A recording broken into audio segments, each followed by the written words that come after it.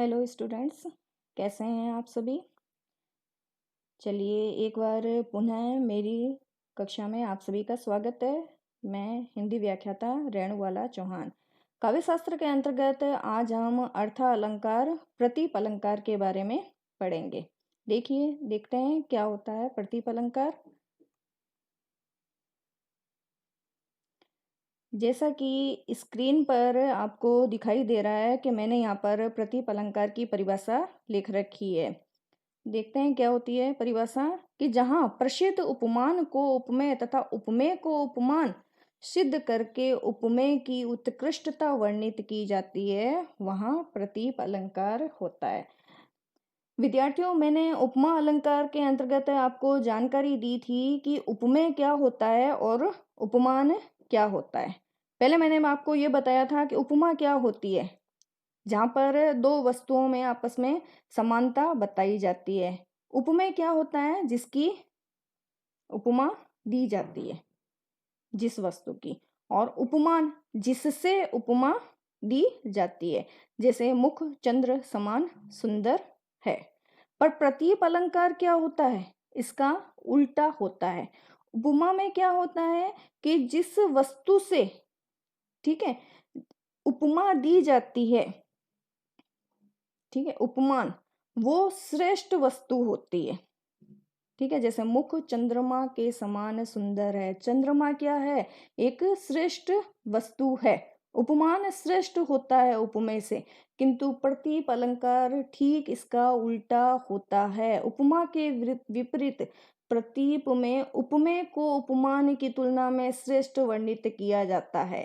उपमा में तो उपमान श्रेष्ठ होता है, किंतु प्रतीप में इसका उल्टा हो जाता है।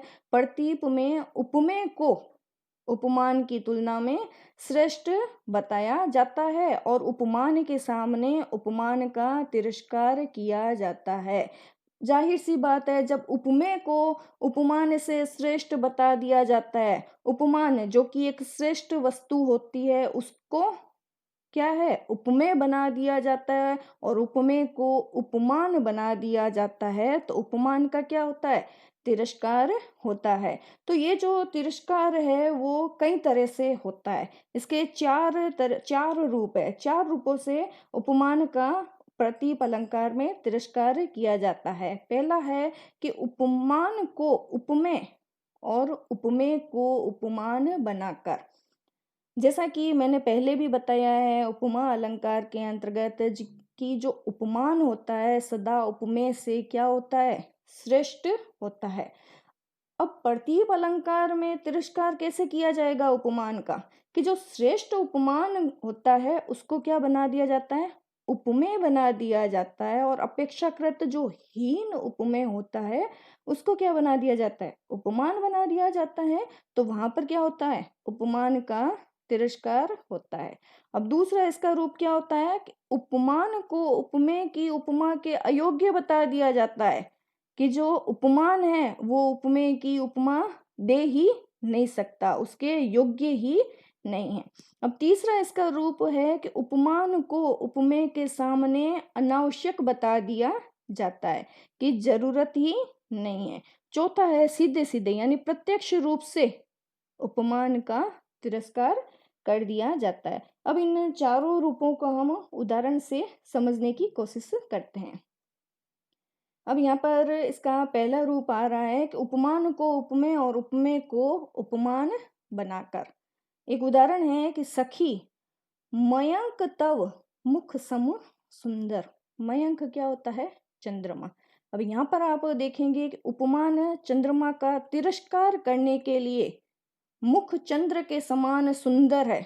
हम उपमा में क्या करते हैं कि जो मुख है वो चंद्रमा के समान सुंदर है, यानी कि चंद्रमा को श्रेष्ठ बताते हैं। किंतु यहाँ इस उदाहरण में देखिए कि यहाँ पर ये नहीं कहकर चंद्र मुख के समान सुंदर है, कि जो चंद्रमा है वो मुख के समान सुंदर है। यहाँ पर चंद्रमा को क्या बता दिया गया है, हीन बता दिया गया, और मुख की उत्कृष्टता यहाँ पर वर्णित की गई है, मानो मुख चंद्रमा से कोई श्रेष्ठ वस्तु हो। तो यहाँ पर आप देखेंगे कि उपमान का तिरस्कार किया गया है। दूसरा इसका उदाहरण है कि काहे करे गुमान मुख, मुख सम मंजू मयंक। यहाँ पर भी देखिए गुमान चंद्र को उपमेय और उपमेय मुख को उपमान बनाकर चंद्रमा की हीनता सूचित की जा रही है। तो इस तरह से इन दोनों उदाहरणों में हम देखते हैं कि चंद्रमा को क्या बताया गया है, हीन बताया गया है। चंद्रमा जो कि उपमान होता है, उपमान उपमेय से हमेशा श्रेष्ठ होता है, किंतु इन दोनों उदाहरणों में हम देख रहे हैं कि उपमेय को श्रेष्ठ बताया गया है और उपमान है जो कि श्रेष्ठ वस्तु होता है उसकी हीनता यहाँ पर वर्णित की गई है। तो इस तरह से उपमान को यहाँ पर तिरस्कृत किया गया है। चलिए इसके दूसरा रूप देखते हैं। दूसरा इसका रूप है कि उपमान को उपमेय की उपमा के अयोग्य बताकर, यानी कि उपमान जो है उपमेय की उपमा देने के योग्य ही नहीं है। अब इसे उदाहरण से हम समझते हैं कि का सरबरी दे ते ही देऊं मयंकु, मयंक यानी चंद्रमा के मुख को चंद्रमा की उपमा क्या दूं, अर्थात चंद्रमा उसकी उपमा के योग्य ही नहीं है। अमूमन देखते हैं कि चंद्रमा से उपमा दी जाती है, चंद्रमा को श्रेष्ठ माना जाता है और मुख से उपमा दी जाती है, किंतु यहाँ पर आप देखेंगे कि चंद्रमा को इसके योग्य ही नहीं माना है कि मुख को चंद्रमा की उपमा क्या दूं। तो यहाँ पर भी हम देखते हैं कि उपमान को उपमेय की उपमा के यहाँ पर अयोग्य बताकर उसे तिरस्कृत किया गया है। अगला उदाहरण है कि शीस बदन सम हिमकर नाही, हिमकर यानी चंद्रमा, कि चंद्रमा सीता के मुख की उपमा के योग्य नहीं है। यहाँ भी अब देखिए कि चंद्रमा को जो कि उपमान है, उपमेय यानी कि सीता का मुख की उपमा देने के अयोग्य बताया गया है। तो इन दोनों उदाहरणों से हम देख रहे हैं कि दोनों उदाहरणों में उपमान को उपमेय की उपमा के अयोग्य बताया गया है कि वो उपमा देने के योग्य ही नहीं है। इस तरह से इन दोनों उदाहरणों में उपमान को तिरस्कृत किया गया है। चलिए इसका तीसरा रूप देखते हैं हम। तीसरा है उपमान को उपमेय के सामने अनावश्यक बताकर कि जरूरत ही नहीं हो। अब यहाँ पर एक उदाहरण देखिए कि करे प्रकाश प्रताप तब कहा भानु को काज, काज यानी काम, भानु यानी सूर्य, सूर्य क्या होती है, एक प्रसिद्ध होता है, प्रसिद्ध उपमान है। पर यहाँ पर भी देखिए इसे अनावश्यक बताया गया है कि जब प्रताप ही प्रकाश कर देता है, ठीक है, तो सूर्य तो क्या है, व्यर्थ है। यहाँ पर आप देखिए कि जो उपमान है सूर्य है उसे क्या बताया गया है, अनावश्यक बताया गया है। उपमेय के सामने अनावश्यक है, उपमेय क्या है, प्रताप है, प्रताप ही जब प्रकाश कर देता है तो सूर्य की कहाँ जरूरत है। अगला देखिए कि मुख अलोकित जग करे कहो चंद के ही काम, कि जब मुख ही जगत को प्रकाशित कर देता है तो चंद्रमा की क्या आवश्यकता है। उपमेय क्या है, मुख है, और उपमान क्या है, चंद्रमा के। चंद्रमा की तो मुख के आगे जरूरत ही नहीं है क्योंकि मुख अकेला ही जगत को प्रकाशित कर सकता है। चंद्रमा तो यूं ही चमकता है, इसे अनावश्यक बताया गया है। चंद्रमा क्या है, उपमान है, मुख क्या है, उपमेय। तो यहाँ पर आप देखिए उपमान को उपमेय के सामने क्या बताया गया है, अनावश्यक बताया गया है। चलिए चौथे रूप की तरफ चलते हैं। चौथा है प्रत्यक्ष रूप से, काहे करत गुमान ससी तब समान मुख मंजू, कि हे चंद्रमा क्यों गर्व करता है, मुख तेरे ही समान सुंदर है। सीधे सीधे प्रत्यक्ष रूप से चंद्रमा का यहाँ पर देखिए तिरस्कार कर दिया गया है कि हे चंद्रमा तू इतना गर्व क्यों कर रहा है, जो मुख है वो तेरे समान ही तो सुंदर है।